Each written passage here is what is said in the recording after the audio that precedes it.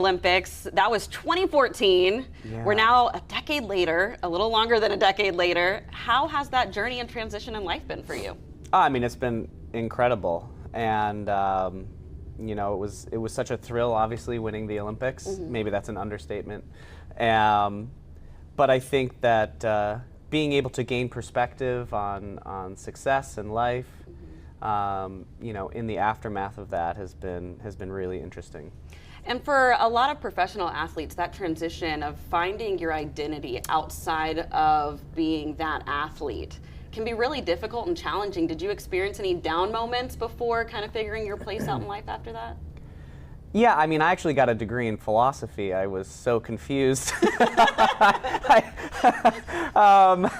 So I graduated from the University of Michigan, and at first I had thought about maybe political science, and then I was just like, you know, what is success, and what does it mean to have been through what I've been through, and yeah, so I had to take a whole bunch of classes asking questions that have almost no answer, and I think that so much of the answer is really baked into the process, and what do you learn about yourself and the world. And so I think, you know, when I reflect on my time as a skater and the success that I had, I think what I'm most grateful for is the lessons that it taught me about life and about being the best version of myself. When was the moment where you decided, you know, after 2014, that you and Meryl were not going to compete like that anymore? I mean, I had decided, I think we had both decided well before. You know, we really pushed the pedal to the metal through our career. And just the mental stress involved in bringing our A game to practice every day. You know, I think it made it clear that we couldn't physically or mentally really continue. And I mean, we were 26, I think, at the time. So it was one of those things where when you're taking the ice at the Olympics, it sort of feels like, hey, this is it. Wow. You know, this is about as far as we can go, so we better make it count. And you know, fortunately, we were able to. So go out on top. Go out on top, yes, exactly. And one thing that when I was doing my research, you told her in that moment, just enjoy the music. And how do you feel like you've carried that kind of mentality into what you do now with your coaching with the younger athletes? Yeah, that's a great question. One of the highlights of the Olympic season for us was our free skating music. We skated to Scheherazade, and we both just absolutely loved the music. Every time we listened to it, we felt inspired. And in a very real sense, I think that that music has the power to give you energy and to shift your mindset, to make you feel that anything is possible. And you know, we had trained so hard. I mean, we could have probably put earplugs in and done our job. But really, what we wanted was to be able to be present in that moment. And I think that in terms of how have I transitioned into coaching, you know, maybe taking that little snippet and moving forward with it. It's a reminder for my students to be present. And sometimes it's using the music, sometimes and one of the benefits of ice dancing is having a partner. Being able to use the other person to recognize what they're going through and identify what you're going through at the same time.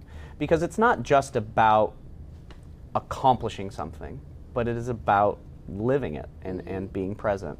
But really, the most fundamental point is just, what does it bring into your life? For you, was there anything, were you ever not present when you were in that part of your life and feel like you accomplished so much, but you looked back and maybe didn't really appreciate it for what it was in that time? I think that, yeah, of course. I mean, there were certainly times in my career where I wasn't present. And I am a highly competitive person, which probably doesn't come as a shock to anyone. I would say, to get where you got. who knows that I won the Olympics, you know, it's tracks. And I think that for highly competitive people, there's a tension between letting that competitive spirit drive you and being, you know, possessed by it in some ways. And that, you know, some of the harder moments of my career was when I was so focused on not winning exactly, but being the best skater that I could be from a competitive angle, that I lost touch with what was I doing. That merely competing, it can be a powerful tool, but it's not enough to sustain Like losing you. the why, kind of? Yes, kind of, yeah. And so I think that in those moments, and again, the best thing about ice dance is having a partner and having someone there who's like, hey, where are you? I see you, but do you see me? Yes, Yeah. don't forget that, we, and Meryl and I, we started as kids. We started as kids and we had no idea what we were doing. Y'all live actually. near each other, right? That's right, yeah. We were 10 minutes away from each other. We started as kids. We didn't know anything about ice dancing. We didn't get into it with aspirations of Olympic gold. That didn't come until we were adults, until we had graduated high school. And the whole time we were doing it just because we liked it. And I think that because we enjoyed practicing, we made the most out of every day. And I think that the more that anyone can enjoy what they're doing, probably they're going to do a better job. And so that was my experience, and oftentimes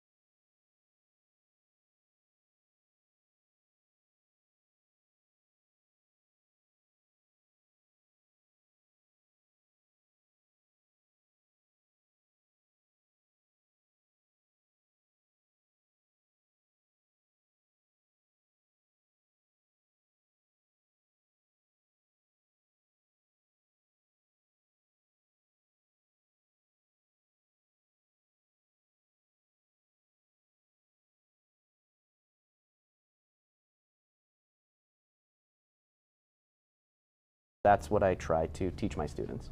So now, what's your relationship like with her? Are you guys still in touch? Are you guys like, oh, we spend 17 years with each other every day, we need a little break? I mean, we're really not that close, but at the same time, I think that we have this connection. And even when we were skating together, I mean, we weren't very talkative.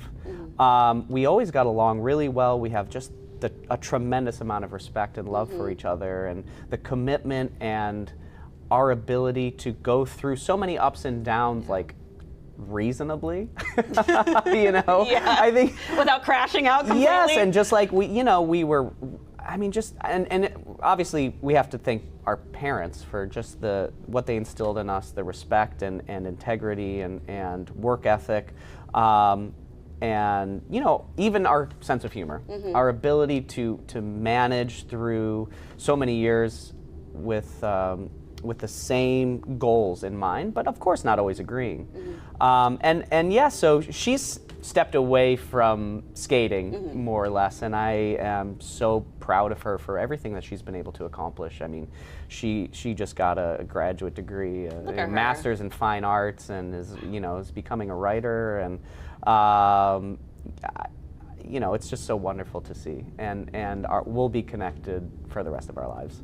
So now you're a dad. Yes. talk to me about, well, first of all, your wife, also a skater, silver medalist. Yes. So it's in the blood. Yes. How did you guys meet? And then talk to me about your child. Yeah, so I mean, we competed against each other. Ooh. Yes, and and I think, for our son, Charles, he has skated, and I think that it was pretty easy for him, but he doesn't seem particularly drawn to it, and I am perfectly okay with that. Because you started when you were 5, right? Yeah. Yes, I started 7. young, and I think that what made my young career, or I mean, you can't even call it a career. You're a child. You're learning how to skate.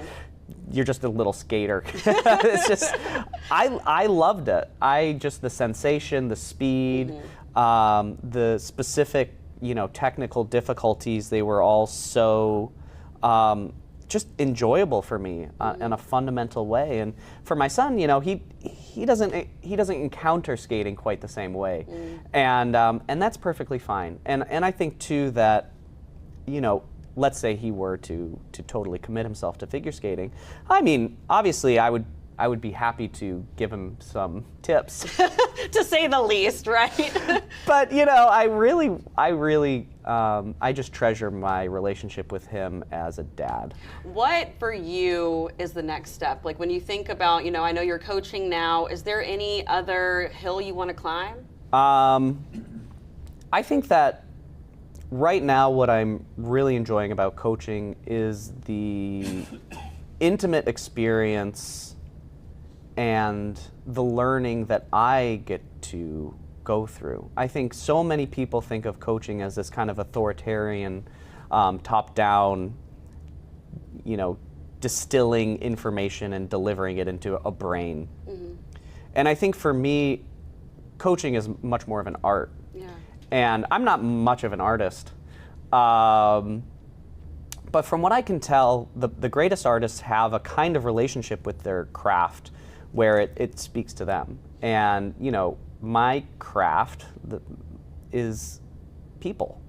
And one thing I've always said is you can be a phenomenal athlete, but that doesn't necessarily mean you're going to be a phenomenal coach. Yeah, absolutely. Right? Yes. You could be good at you, but not good at being a leader. For you, what do you think makes a good coach? What do you think makes the best leader? I think first and foremost, being a leader requires leading by example. And, the commitment. And for me, so much of it is enthusiasm. Being able to bring enthusiasm, to bring a spark of joy, without necessarily saying like I expect you to meet me here. Yeah. But because I feel that I've found a good balance, at least in my own life, for my personality, and that so much of my success practically came from my ability to enjoy what I was doing, not out of fear, not out of a sense of just obligation or duty, but because it's awesome. It's awesome to be able to do what we do, and so in that way I try to lead by example, and it's not hard. I mean, I really do enjoy what I'm doing, and I think that the skaters, I mean, I call them kids, but really they're all adults. They have a sense for that.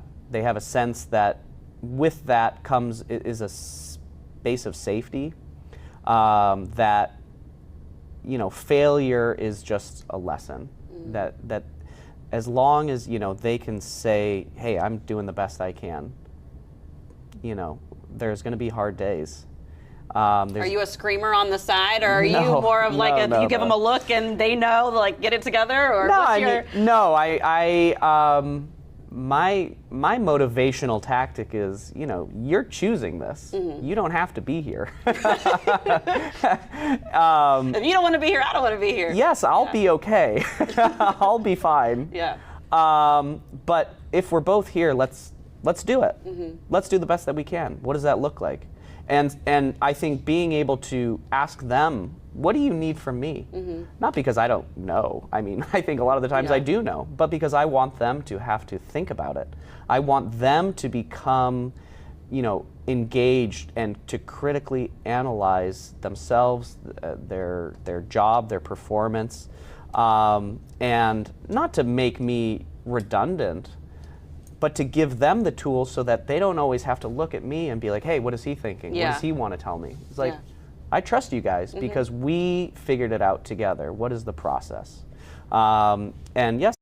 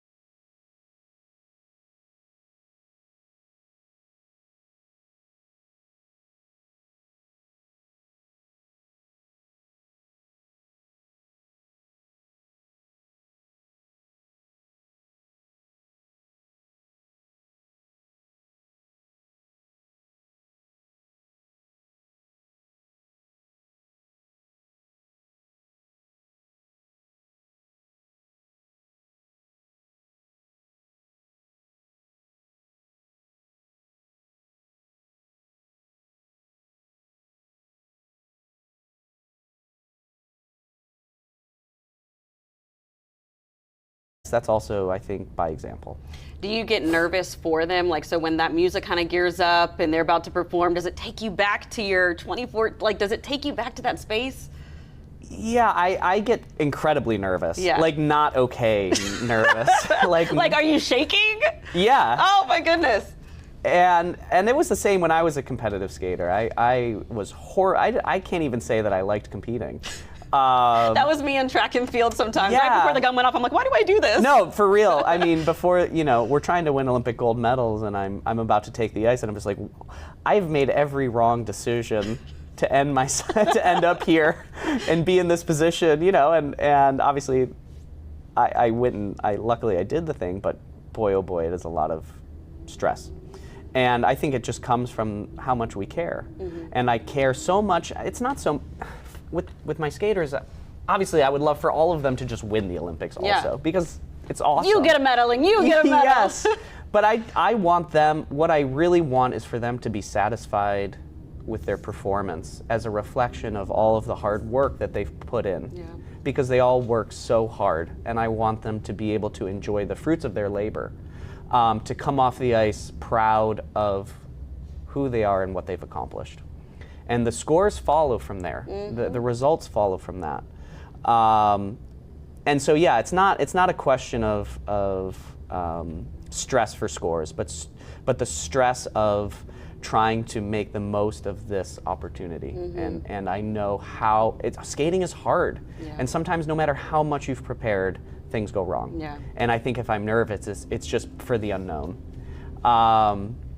But at the end of the day, we do everything we can. And when things do go wrong, you can come off the ice, or we can say to ourselves as coaches, we did the best we could. There was nothing more we could have done, and that to me is what defines success and what it means to be a champion.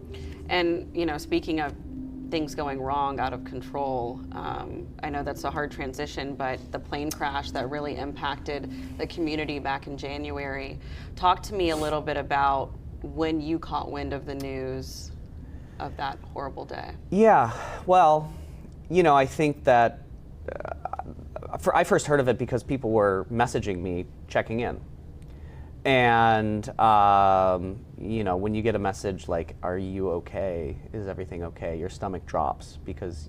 No, why wouldn't I be okay? Yeah, and I think that as we all individually and then as a community encountered, such senseless tragedy, what you're looking for, what you're grappling with is lack of meaning, and to experience such tragedy, it's emotionally devastating, and I think that's sitting with that, and trying to feel that with other skaters, with other coaches, to recognize the loss. That's a lifetime of work. Yeah. That's a lifetime of work, and I think one of the things that I'm grateful for, just as an individual, is the strength of our community, and the way in which we have been just present for each other. Because there's nothing you can say or do, but to feel the recognition in others of your experience in that moment gives you a sense of purpose moving forward. And if maybe the best thing we can do is just show up for the people in our lives in hard times, then we'll have done a pretty good job wherever we are. And so there's no button to put on the end of this, and there's no conclusion. It's just, how do we keep showing up for each other? Right. And that's the best that we can do. Do you have any specific or close connections with any of the victims in particular? No, I didn't know any of the victims particularly well. But I think, our shared passion for the sport, it certainly you feel close. Yeah. It feels really close to home. And I think just the faces, the names, the ages, and the dreams, that you lose in that process. It's hard not to feel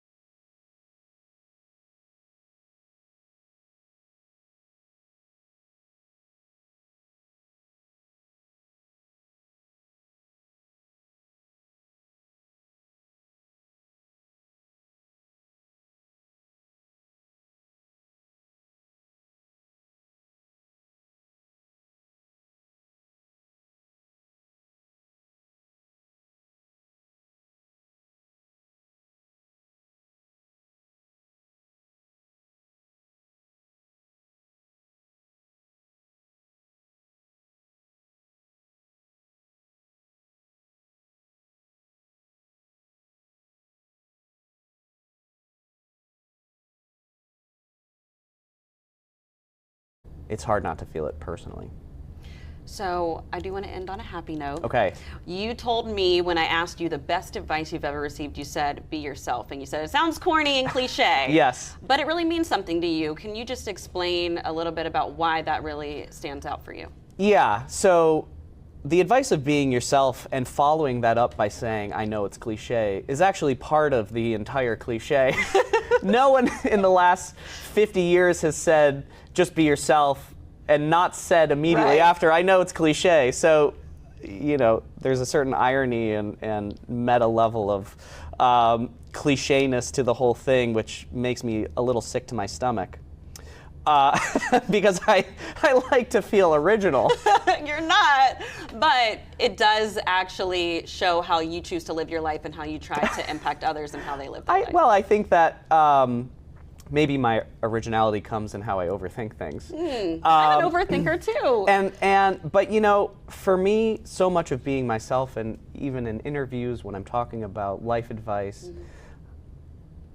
it comes with a sense of humor.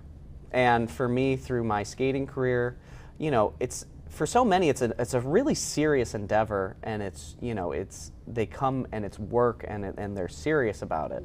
And to me, I always felt like, well, you know, it's ice dancing. What are we so serious about? We're dancing on ice, you know, and it's totally absurd. And the fact that it's absurd, that I can laugh at it and sometimes myself, it doesn't take away from it being important, but rather I think adds to my own ability to appreciate how passionate we can be about things, and that sometimes they don't need to make sense. That's okay. Yeah. And to me, being yourself means finding things that you're passionate about and being able to commit yourself to enjoying them regardless of what others might think of you or how you spend your time. And yeah, I think it's a hard lesson, and a lot of people learn it maybe later than they would like to. So maybe if we keep repeating it, kids will get it.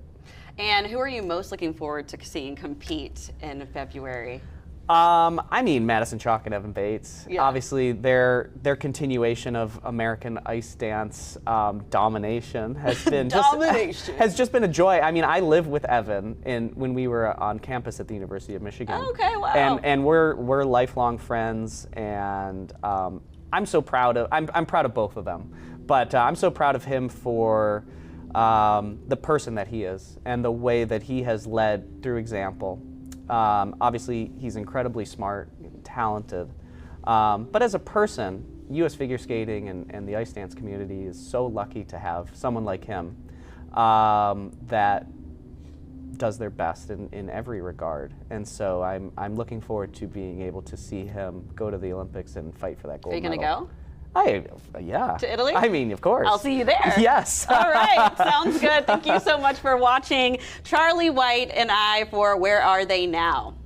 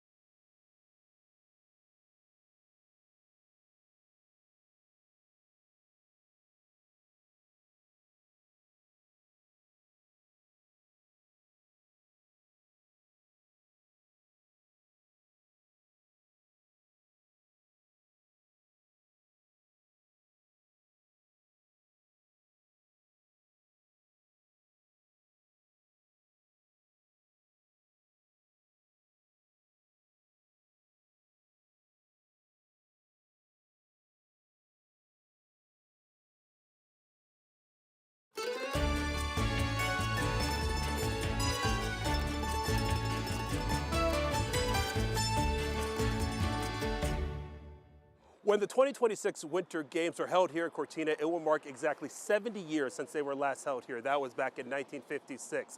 Those were games that were supposed to be held in 1944 here, but were canceled due to the Second World War. One of the remnants of the 1956 games here is this ski jumping venue here in Cortina.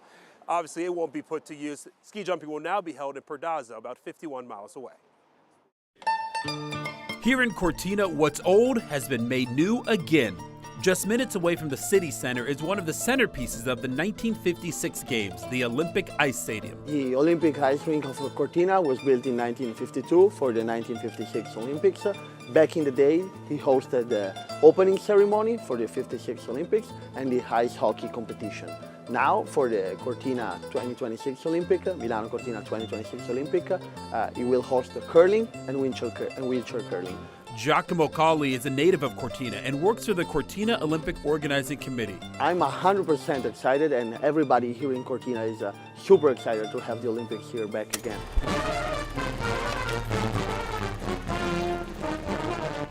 Framed by Italy's northeast mountains, the new stadium for the Winter Olympic Games is ready for inauguration ceremonies.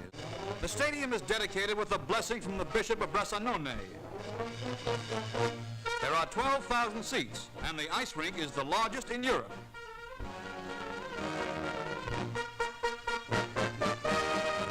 Almost daily during the Olympics, the ice hockey competition will thrill onlookers.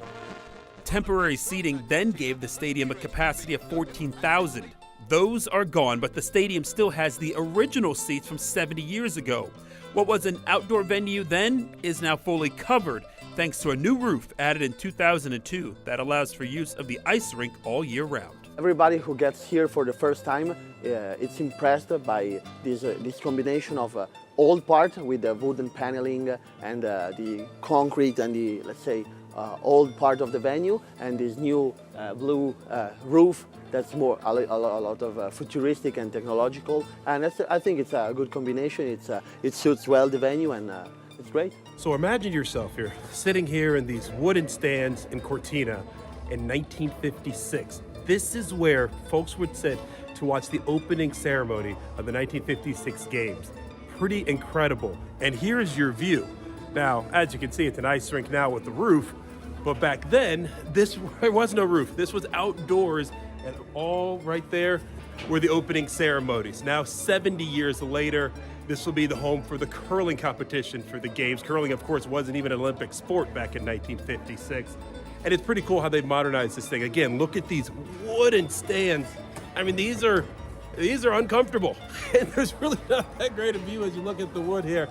But it's gonna be pretty cool to think that they've made a way to renovate this stadium so that way it can still have a use for the game 70 years later. For the 2026 Olympic, a lot of renovational work is going on. New accessible seating being built, new changing rooms, new elevators, new access roads. So it's really cool because we used an old venue for a new Olympics, and that's great. And for Giacomo, these Winter Games could become a family affair. It's really cool. My grandfather carried the torch in 1956 Olympic. I'm trying to make the curling team. My brother is trying to make the hockey team. So Olympic is a big topic for the Colli family, and if all work out, it will be great. Me playing curling, I'll be my brother playing hockey, and my grandfather Bruno carrying the torch. I hope that everybody that is coming to Cortina to watch the games will be fascinated by the landscape of Cortina. Maybe sometimes we hear about the Swiss Alps, French Alps, but really I hope that people will fall in love with the Italian Dolomites and the Cortina Mountains, but I mean, it's beautiful.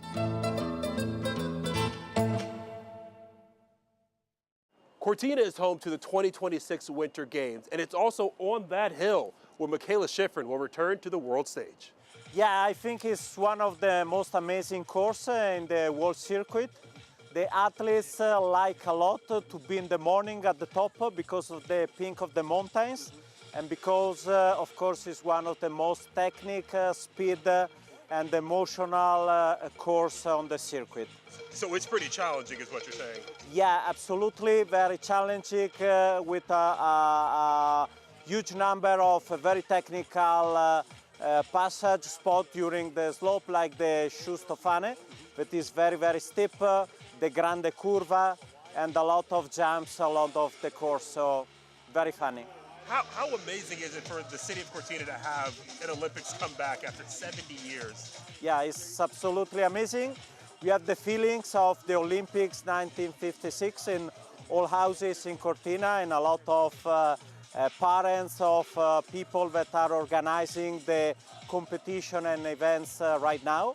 So for us it's a very huge emotion. We are fully committed to give again a good picture of Cortina around the world.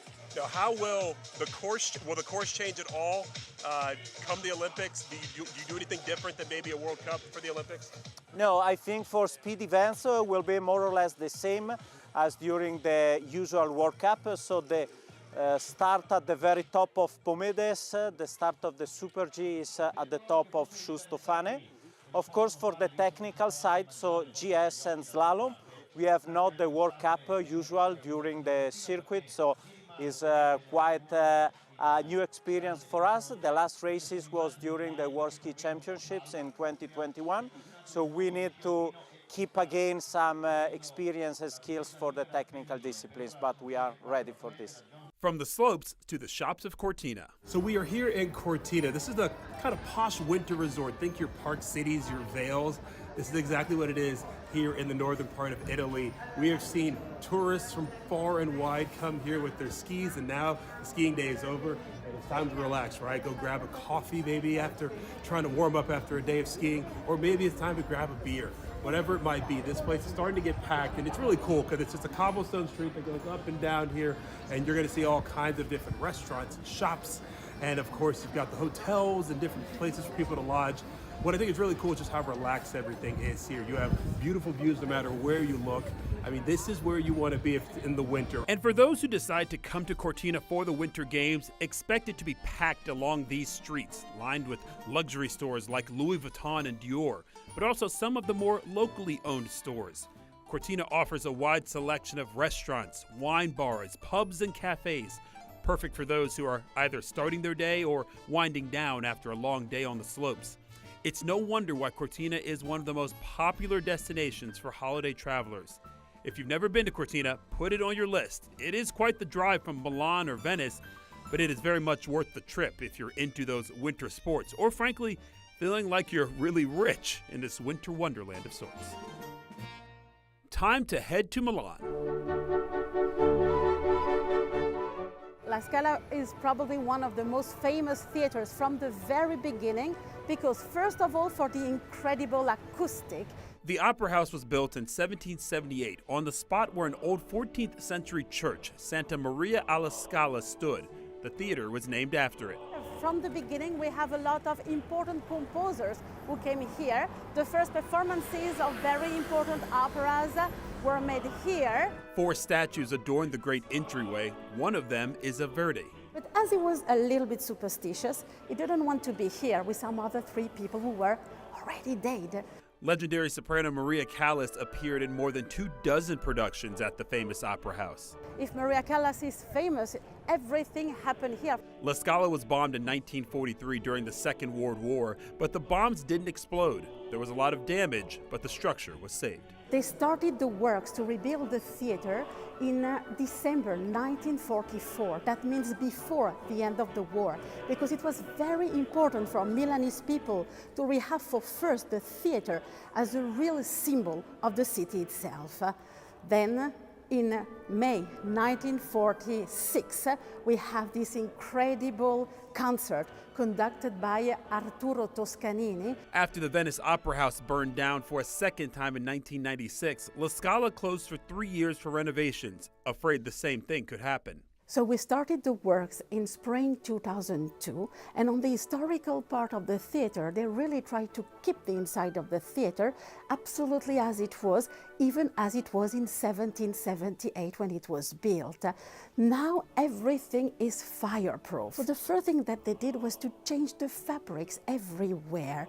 And just to cover the inside of the boxes, we are talking about 145 boxes, they use almost 3 kilometers of fabric. That's more than 3,000 yards of fabric. And they also changed the velvets everywhere. This velvet is really special because done like that, it doesn't absorb the sound. The theater boxes used to be owned and decorated by noble and wealthy families. Even if today we don't have owners of the boxes anymore, we still have some boxes with something of the original decoration. So it is the the way to have this special connection between present and past. A new tower was designed to provide more space. Give us this possibility to store about 100, even more elements of different sets. So thanks to that, thanks to the room that we have on the stage itself, we can keep here inside an average of 3 different productions. So here we are on the stage. That means behind the curtain, and this is the most special place. This is where the magic happens. It is a special place, La Scala, where the past meets the present and the future. When we do La Bohème, we always do this production from 1963. And for the audience, it is very important. Of course, it is a mission for La Scala to show the world that we did not stop in 1963. So we have new things, but it is also interesting to show the audience of today what we did in the past. Maestro Arturo Toscanini was both the principal conductor for a time and returned in the 1920s as musical director for 8 years. Following the rules of Wagner, Toscanini decided to create a pit because thanks to that the orchestra is hidden and the audience is concentrated only on what happened on the stage. And have a clear view of Rudolf Nureyev dancing or Maria Callas performing La Traviata. The great thing is to know that La Scala creates operas. This season we will have an opera based on Il nome della rosa, the famous masterpiece of Umberto Eco, The Name of the Rose. Maybe you remember the film with Sean Connery. Well, we will do an opera on that. And expect no less from La Scala during the Winter Games in 2026, with perhaps a touch of symbolism. That we will do the whole ring of Wagner, and we will do it 2 times, and the second time will be during the Paralympic Games, and the entire world is expecting that. So we are so anxious and so happy to have it, really.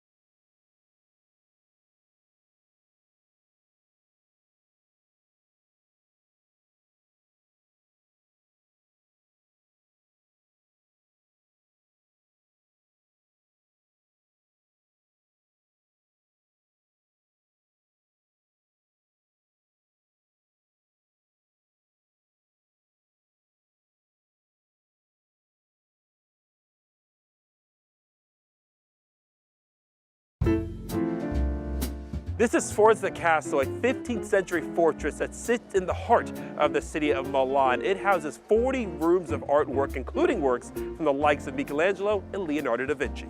The castle's galleries are filled with ancient artifacts, tapestries, musical instruments, and thousands of paintings. We are now in front of one of our masterpieces, a painting realized by Canaletto. and it's one of the biggest one in a public collection in Italy. And we have two of this one because the Canaletto realized probably for an English lord this view of Venice, and he realized the two different view in front of San Marco Square. And then this painting and the other one, the pendant, was bought by the municipality of Milan in 1995 to enrich our picture gallery. So we are very proud to have these two different paintings by him. During his time in Milan, Leonardo da Vinci worked at the castle on decorations and frescoes. In a room located in the northeastern tower, he painted an intricate design of interwoven mulberry trees. It was rediscovered in the late 19th century and was under renovation when we visited. We are now in the room is the ancient hospital of the Sforza Castle. This room totally restored in 2015 to a new museum dedicated to the last sculpture realized by Michelangelo at the end of his life. The last one? Yes, that's the last one. It's now one of the most famous, the Virgin Mary holding the dead body of Christ, a very important masterpiece of the art. It is a new iconography that Michelangelo realized also in other time of his life. The most famous is probably the Pietà Vaticana in St. Peter's in Rome, but it's totally different because that one was realized when Michelangelo was young. It represents a Virgin Mary very young, very beautiful. Now there is the representation of the sufferance, because Michelangelo was old at the end of his life, and it realized this sculpture not for a pope, for a church, but for himself, and so it was like the last testimonial of his art. And it's very, very interesting because it is realized in a totally different style, so not a classical style, but with this undefined style, because he continued to sculpt for years. And for example, from the block of marbles where the Virgin Mary was realized at first, he sculpted again and realized inside from one only block of marble also the figure of Christ. The head is not so identified, but we can feel what's the feelings between the two people.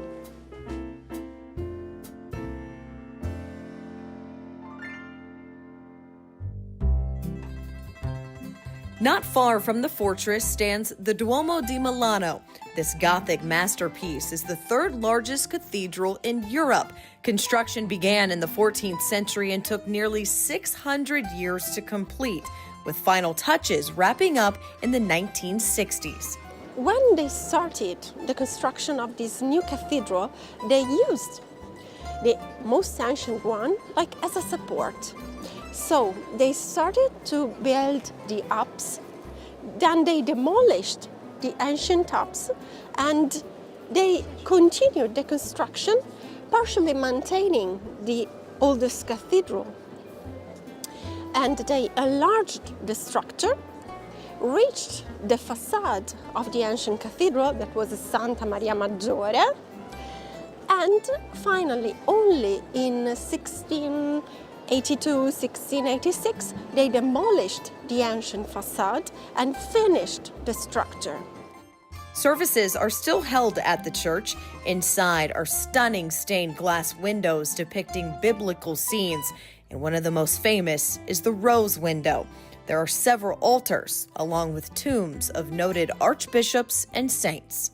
Inside you see the body of St. Charles, this beautiful sarcophagus that is made of silver and crystal, and in the ceiling you see a series of bas reliefs made of silver. Everything is silver, and they represent episodes of the life of St. Charles. Outside, the facade is adorned with thousands of statues. You'll also find 135 spires, the central one reaching more than 350 feet. And on top of it sits a golden statue known as the Madonna Nina, which is said to bring good luck to the people of Milan.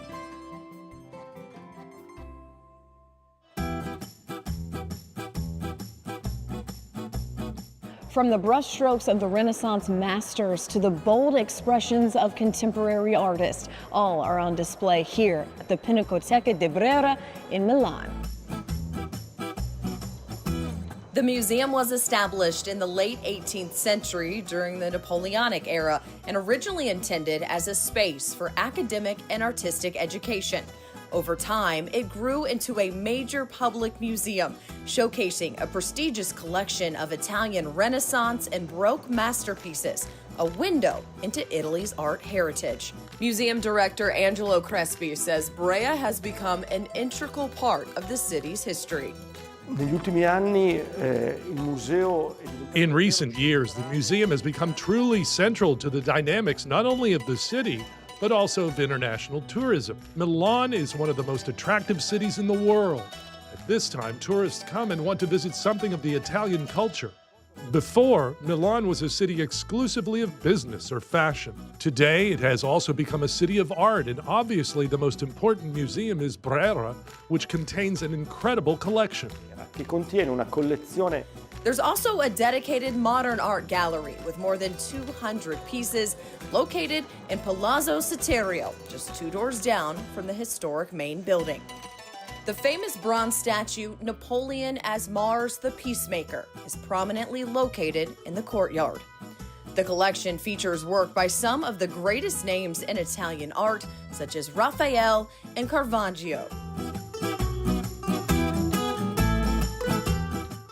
The galleries are thoughtfully curated to reflect both historic significance and artistic progression.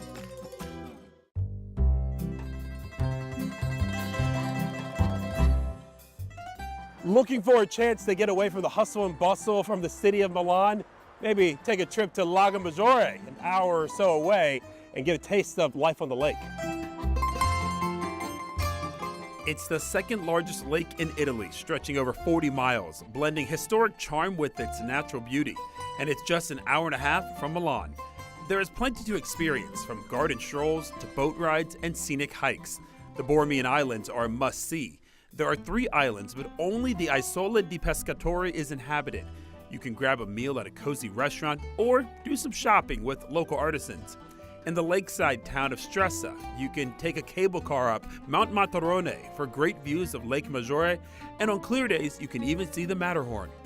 On the western shore, Verbania boasts a huge botanical garden with more than 20,000 plant varieties that begin blooming in early spring. And at the very northern tip of the lake, you can cross into Switzerland. While Lake Como is renowned for its luxurious villas and celebrity appeal, Lake Maggiore has a more relaxed feel to it.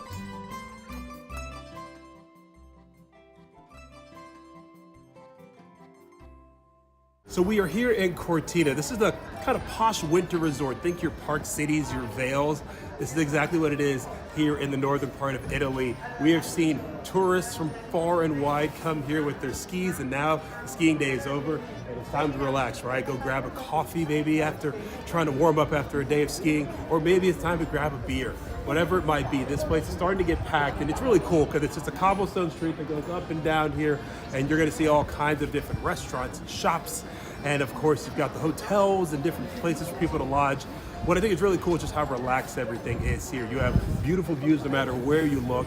I mean, this is where you want to be in the winter. And for those who decide to come to Cortina for the Winter Games, expect it to be packed along these streets, lined with luxury stores like Louis Vuitton and Dior, but also some of the more locally owned stores. Cortina offers a wide selection of restaurants, wine bars, pubs, and cafes, perfect for those who are either starting their day or winding down after a long day on the slopes. It's no wonder why Cortina is one of the most popular destinations for holiday travelers. If you've never been to Cortina, put it on your list. It is quite the drive from Milan or Venice, but it is very much worth the trip if you're into those winter sports, or frankly, feeling like you're really rich in this winter wonderland of sorts. You'll also find some pretty eclectic works of art in Cortina. Cortina is not only sport, we have also culture, and I think we have a very good collection here, so we are really proud. So the people that come in Cortina can have also sport and culture. When you come to Cortina, come for the culture as well, and the Mario Romaldi Museum of Modern Art is just the place to do that. Named after a native son of Cortina, Mario Romaldi. So at the beginning, he was a collector and he wasn't very expert, but during his life he met a famous artist and also a commerciant. So during his life he became expert and he bought a lot of works. But here in Cortina, at the beginning, the people said, "Oh, you are spending many money in this, what are you doing?" Instead, at the end, he was really an avant-garde of this area. So we are really so proud now to have all these works here. The family of Mario have the Hotel Corona here in Cortina. And during his life, he met a lot of artists, and the artists went in Cortina, and they went to the hotel to sleep there. So at the end, the guest give him the works like payment. So he had a big group of works to start his collection. The collection is vast, with more than 300 works inside from many of the biggest names in Italy, including Pablo Picasso. Upon his death in 1972, Romaldi's family donated his collection to the community for display. He was really loved in Cortina, and he was a teacher of art in Cortina. He was very loved by his students. In 1956, during the first Olympic Games in Cortina, he was major here, and the people have a good memory of his work.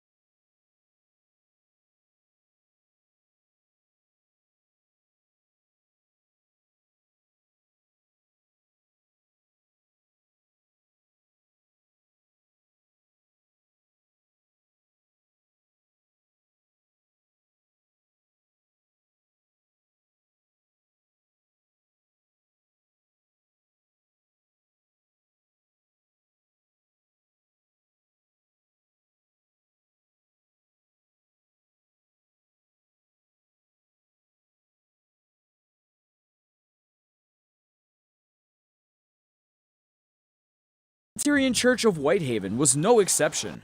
Sunday service was canceled out of caution as members in the congregation bailed out. It's a small congregation. It's elderly also, so when we get bad weather like this, it's just better off canceling. While much of the region only saw a few inches of storm, I was like, what the heck? Whether or not you like snowy weather, some communities